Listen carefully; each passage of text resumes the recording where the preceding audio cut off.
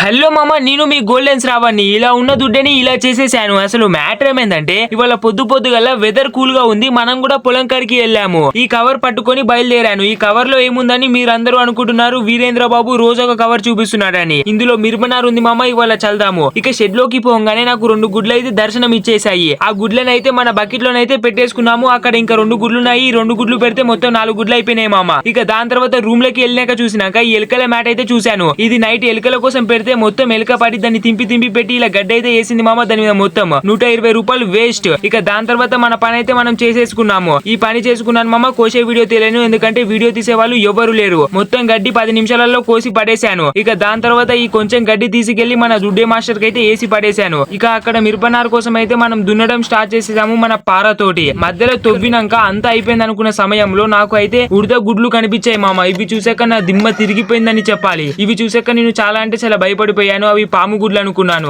ఈ మిరపనారు అయితే రేపు చల్లుకుందాము. అంతవరకు మన ఛానల్ ని సబ్స్క్రైబ్ చేసుకోండి. మరికొన్ని వీడియోలతో ఇచ్చి పడేద్దాం.